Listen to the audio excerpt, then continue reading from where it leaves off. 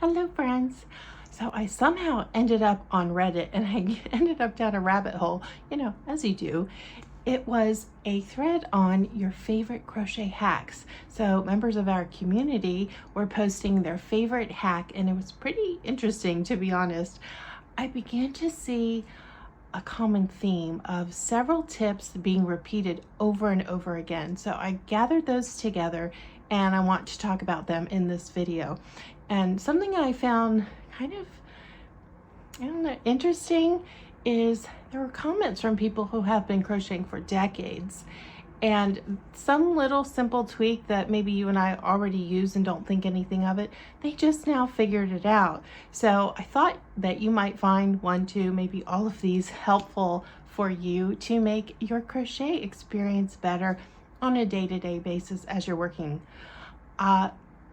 I've had a couple that I think can be improved upon. So maybe if you already do this, I can give you some tips how to do it a little bit better. If there's anything I haven't tried, I'd like to try it on camera and see what I think. And of course, I'm going to ask you if you have a hack, tell the class in the comments. We would love to hear it so that we all are having our best experience possible crocheting. Let's get started.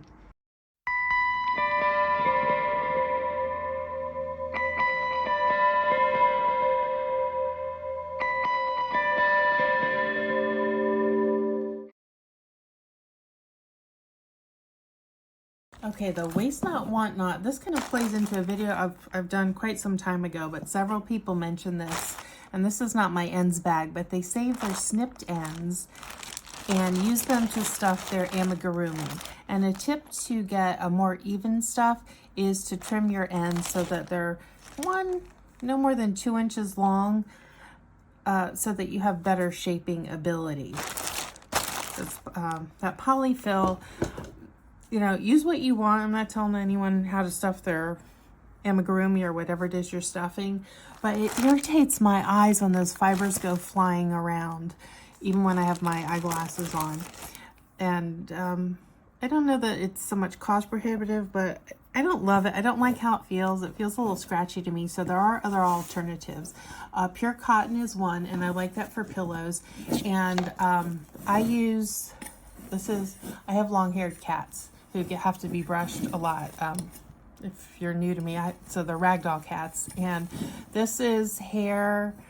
They're clean. They don't go outside. I don't use, the business end, and I use this to stuff. However, because pet hair, we crochet with wool. That's animal hair, alpaca, all of that. There's nothing wrong with using animal hair. And in fact, one of my friends who works as a vet tech, she told me that there's some countries like Siberia where they actually pay for these long hair cat hair because it is so warm.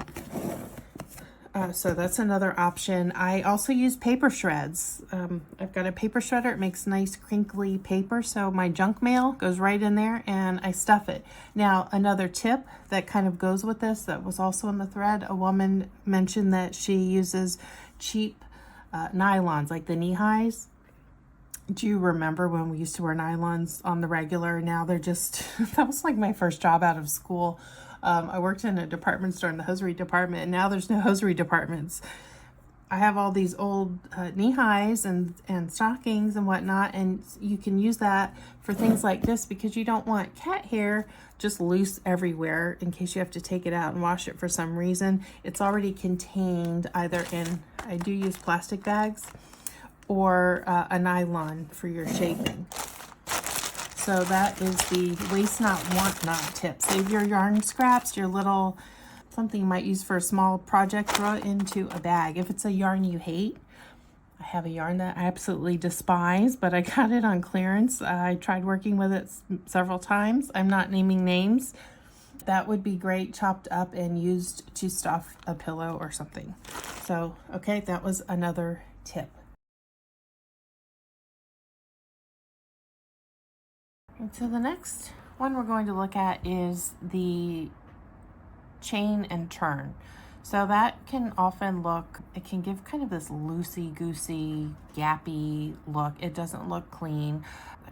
I don't really use those. You'll see in patterns that say, like, this is a double crochet work.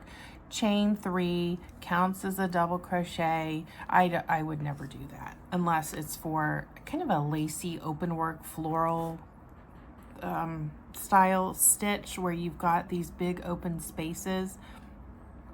That to me would be fine. But look here, so we have these chain 3, skip the first stitch because this counted as a stitch, and then you have this weird gap there.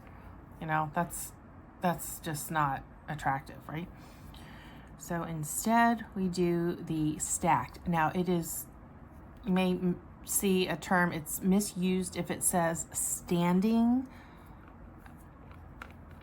stitch. That is a different stitch. You can, you know, call it whatever you want, but formally it isn't. The standing stitch is when, let's get this brown yarn again, is when you completely start a new yarn with the stitch. So you would make a slip knot. This row's done, and bring in your yarn and start working your stitch. So you attach it and then you start just, you know, working across. It's for a specific technique, so it's not, your pattern will tell you if you need to do it this way. That's not what this turn chain is all about. All right, so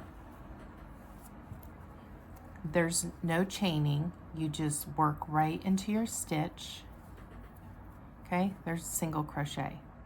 Now for double crochet, you're going to go back into the stitch, that leg on the inside, furthest away from the outside, go into the front of that loop, bring up 2 loops on hook, and there you have your height for your double crochet with no gap, right? Because you worked into that first stitch. See how nice and clean that looks? No gap. And then if you have a single crochet, you would just work it. There's no turn chain. Now for half double crochet, what I do a chain 1. However, you always want to be careful if you do it that way. I have that in quite a few of my patterns. I do a chain 1, does not count as a stitch, it's for height, and work my half double crochet. Let me work a few.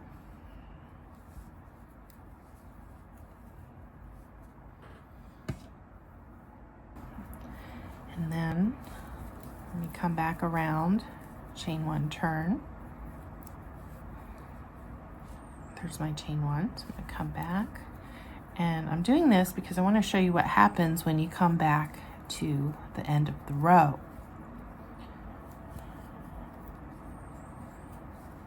You're going to see that little slant. You want to make sure you work into that.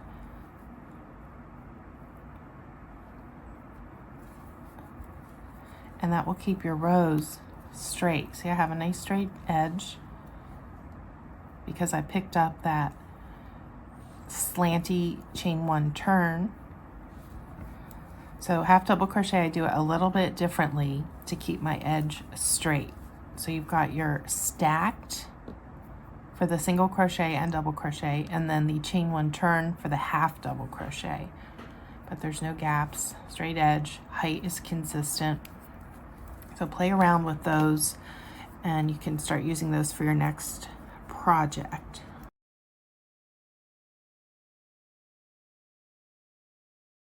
Next tip is an easier way to thread your yarn through your tapestry needles. Now, not everyone has a larger eye, and there's even bigger ones than this, so I want to work with the more standard eye size. Okay, now normally what I do is I fold my yarn over, pinch it tight, and put it through like that. However, the tip in Reddit is to use Scotch tape. So let's see how that works. I'm going to take a piece of Scotch tape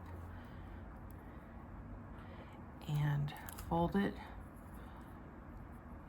over like this. pinch it tight so that it's really slim, and push it through the needle. Beautiful. Okay, that's a great tip. From here, snip your yarn or snip your tape off and start weaving in your ends or attaching whatnot, whatever it is you're doing with your tapestry needle detail work.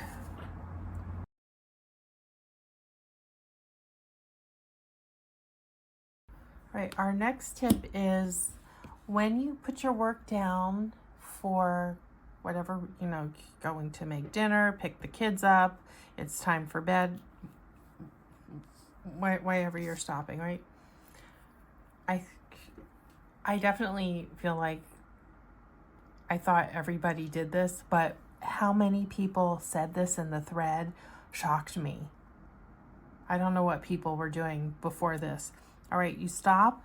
They say put a stitch marker in your open stitch, wherever you're stopping, to hold the project in place so it doesn't unravel. Those of you that have not been doing this, what are you doing when you put your project down so that it does not unravel? Do you leave your hook in it and wrap it up?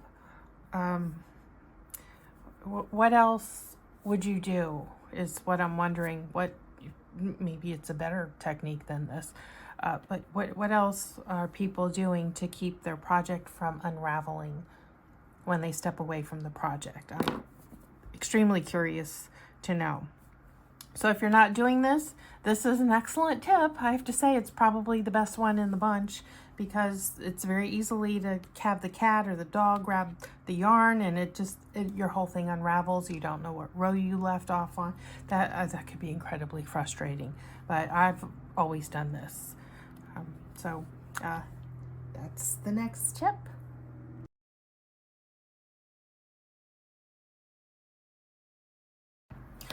Right now, our next tip is the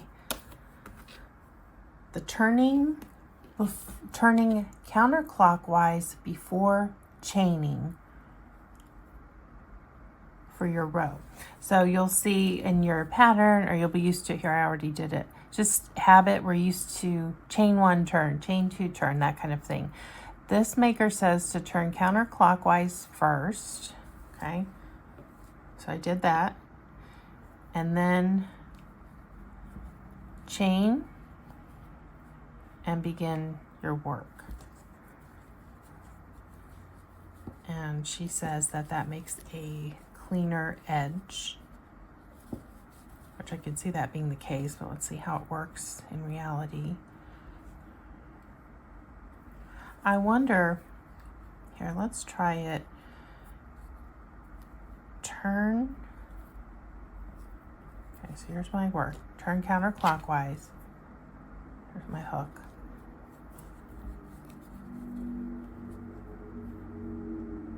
Then do my stitch, because we're not chaining one. We did that earlier. We're not doing these turn chains anymore. We're doing our stacked stitches. That was a single crochet, and because this is a double crochet project, I'm going to do one more stitch so that my height is lined up with my double crochet stitches.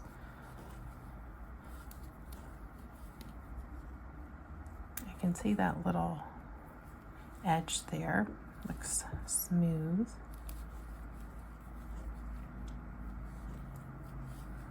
A couple more.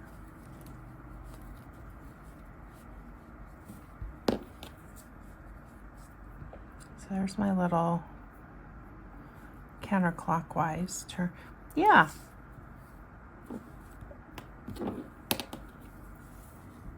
I like that tip.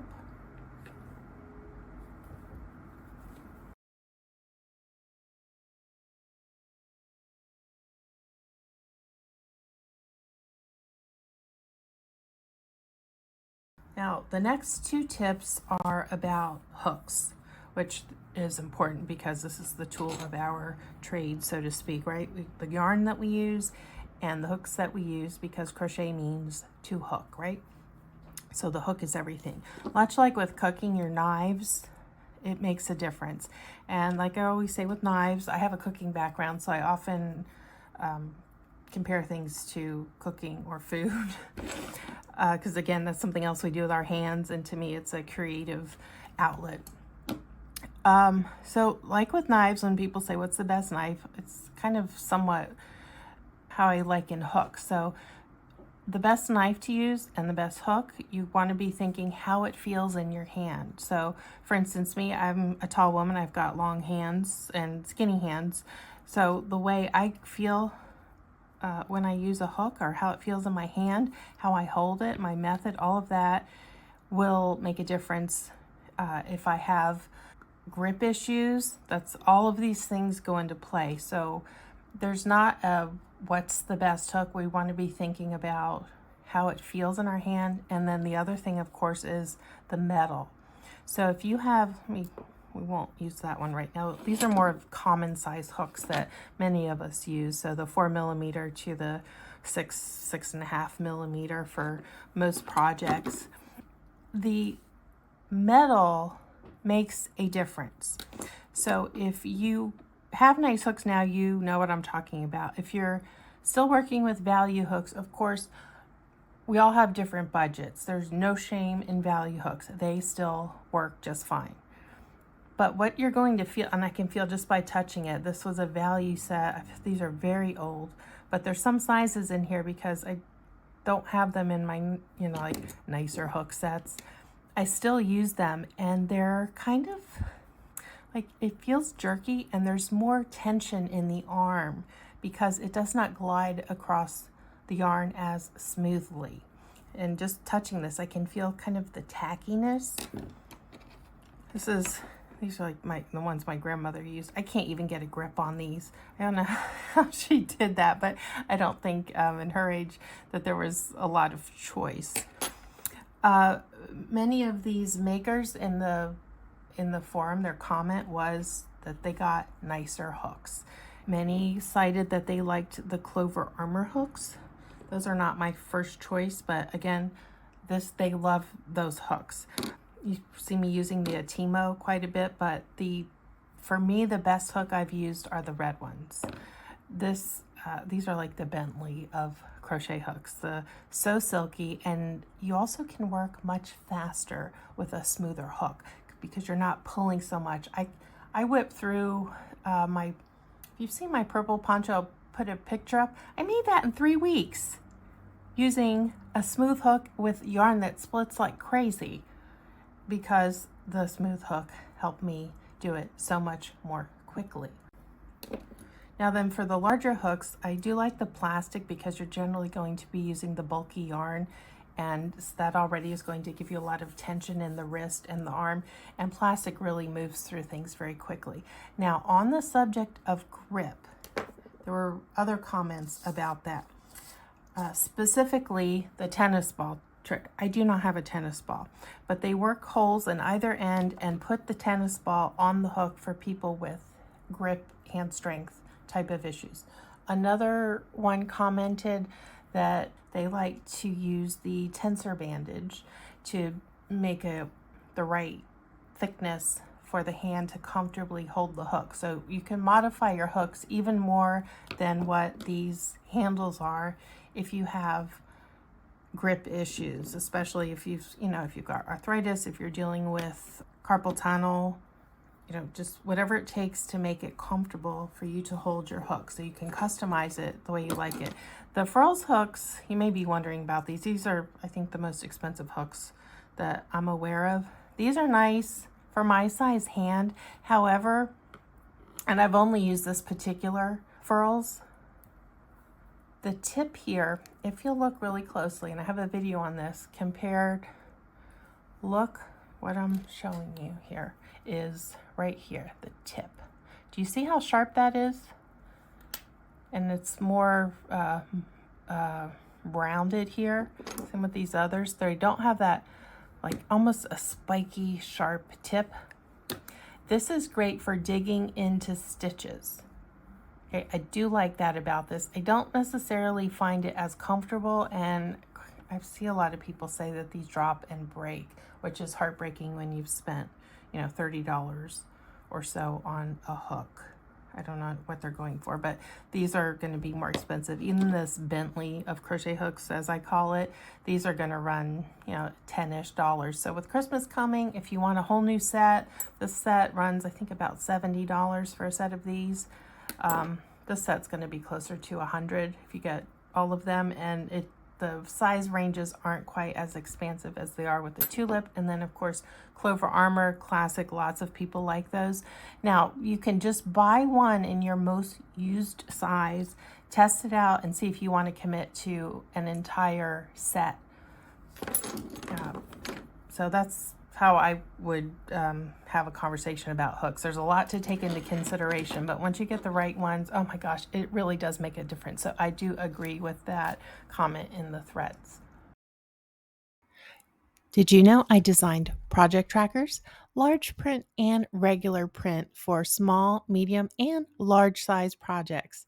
The link is in the description to get your own, or you can try it for free. There's a download on my website, link in description.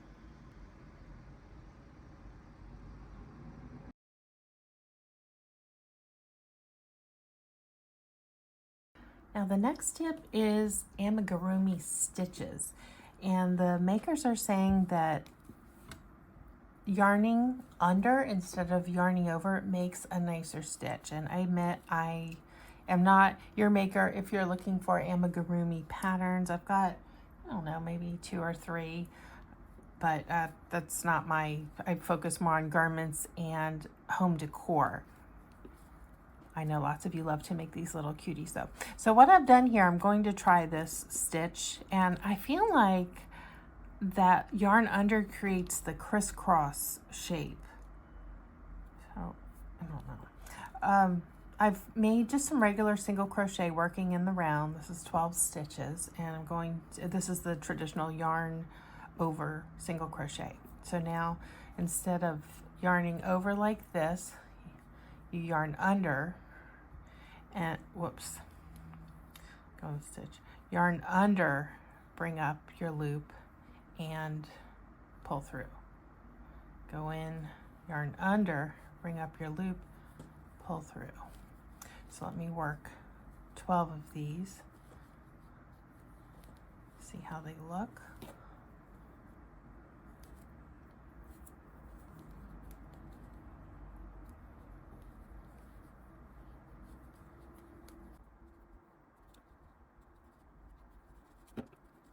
You know, now that I'm doing this, let me finish this round before I say. Is it the yarn under from up here? Or I'm going over? Should I be yarn? Let me see. Go in, pull up my loop as usual, then yarn under and pull through. Is that?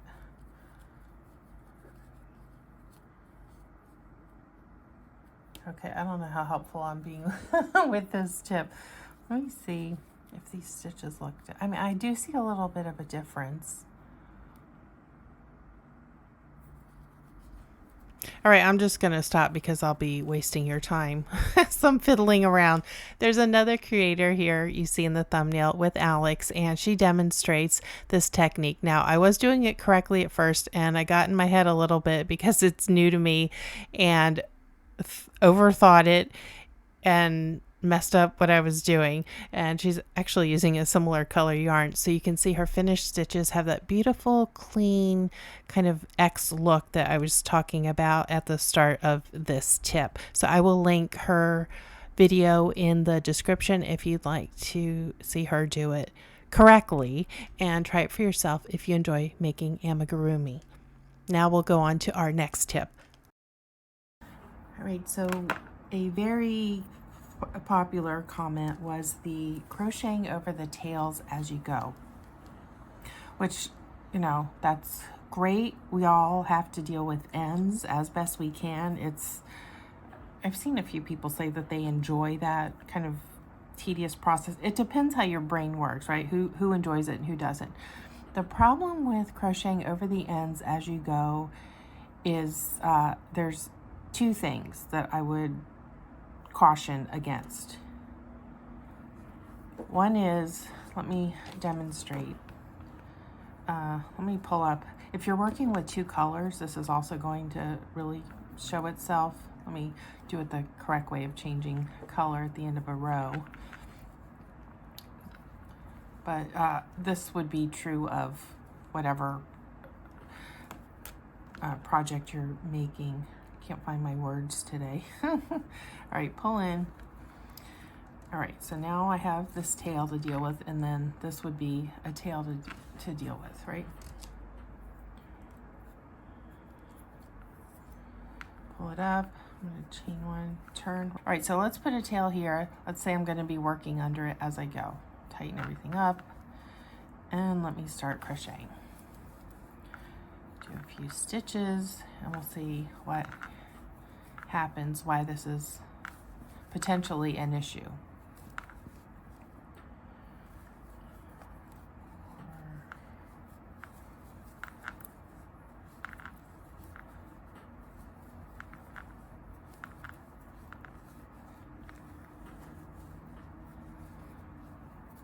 All right, so one issue is it doesn't look nice. You see, you can see that line going straight across. That also means it's not terribly secure,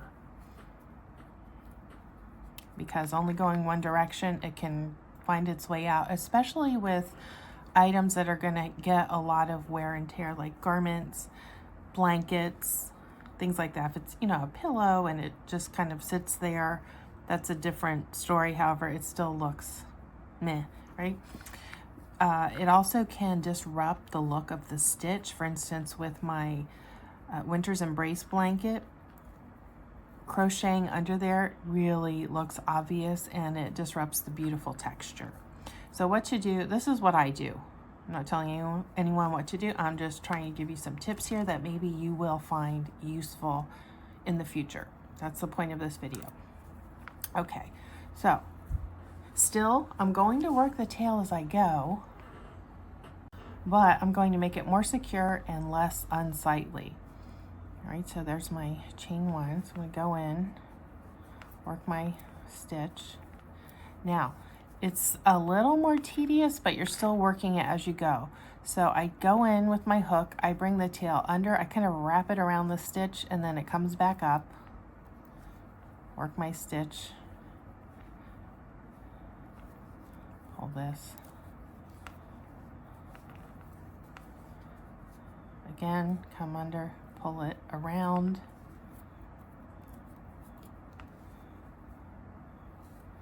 Work my stitch. So I do this 4 or 5 times. Let me do it again, and then we'll take a look at the other side and see what's happening visually.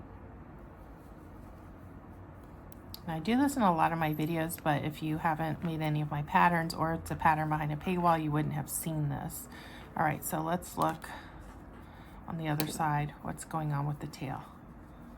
You see where it's been wrapped through? So I didn't wrap it in that first stitch so you can see the line, but had I brought it under and through before I worked that stitch, it would look like these. You can't even see it, yet it's still secure. I can snip it, and no more tail to worry about. So that's my recommendation to make this hack a little bit better. See it there all wrapped through, and then I didn't wrap it here so we could see it.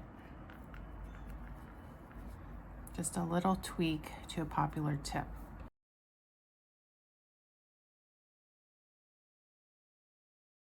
All right, now our next tip is a maker says that she uses a latch hook instead of a tapestry needle to weave in her ends. And I have a video, another tip for you. I like that tip, but I don't have a latch hook handy. Doesn't mean I couldn't get one, but I have other methods that I like to use. One of which is, I have a whole video on this, your 2mm hook, because you can really easily navigate weaving in ends, especially if you have very short ends. For whatever reason, you cut it too short, you know, you're really went down to the wire, just pull that end through. It gives really good detail work.